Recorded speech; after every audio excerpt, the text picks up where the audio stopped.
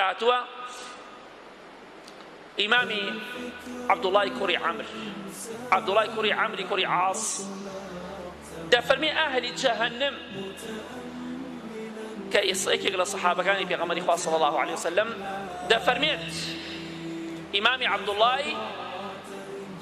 كوري عمرو كوري عاص أفرمي أهل جهنم بانجي مالك أكن مالك أو ملائكة كدرجواني جهنم أعقدي جهنم خوشكات سلامي خوي بردقاري لسلبي خوي بردقار ببينيني أو ملائكة شاد ما نكات شوك أوي ببيني بنا بخوا خسير الدنيا والآخرة أو جهنمي خوي الرحمة ليبكت أوي كلا جهنم ببينيت بله دفرمي أهل جهنم بانجي مالك أكن ألين أي مالك ونادوا يا مالك ليقضي علينا ربك أرين تخوى مالك أي درقاواني جهنم داوبك لأخواي پروردگار بأخوى بمن مريدي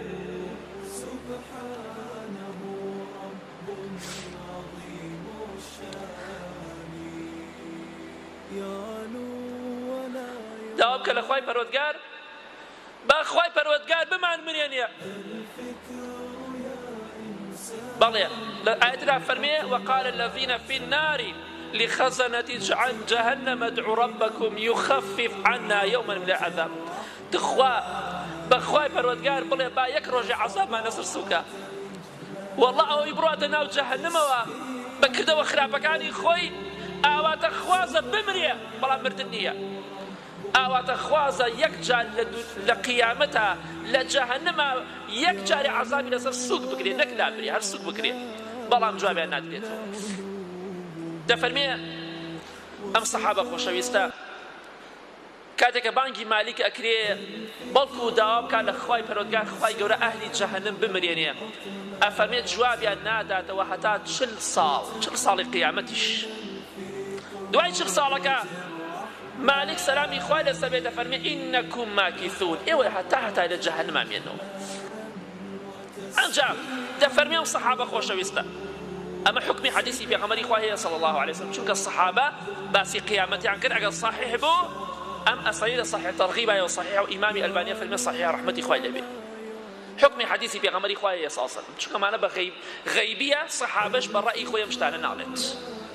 أنجا بانجي خواي پروردگارك ربنا أخرجنا منها فإن عدنا فإنا ظالمون أهل جهنم لين خواي پروردگار لجهنم درمانك أجر جارت لي أما قرينا وبصر خرابة وإما ظالمين وعد بخواي جامت شاكاكين الدنيا ده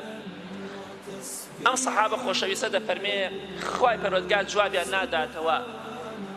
بقد تمني هم الدنيا لو رجوك دنيا دروس بوتا أو رجيك وتايبيدا چنك تمنك چند صالة دواي أو نصال خوي پروردگار فرمي اخسأوا فيها ولا تكلمون سرتان شاركا وبخدان لجهنم يقسيك نكر بقد تمني هم الدنيا خوي پروردگار جوابي والله أوان ناداتك دعاتك دواي دفرمي بيدك من يقسيك نكر كواتا قيامة قارعة دڵە کان تەئەخر بێنێ با ئینشاءڵڵا لە کۆتاییدا لە خوای گەورە بترسین و تەقوای خوا بکەین خوایە گیان لێمان خۆش بە خوایە گیان ڕەحم و میهرەبانی خۆت بڕژێنە بەسەرمانە خوایە گیان لەو ڕۆژە ترسناکە ڕەحمە لێ بکە خوایە گیان لەو ڕۆژە ترسناکەدا ڕەحم و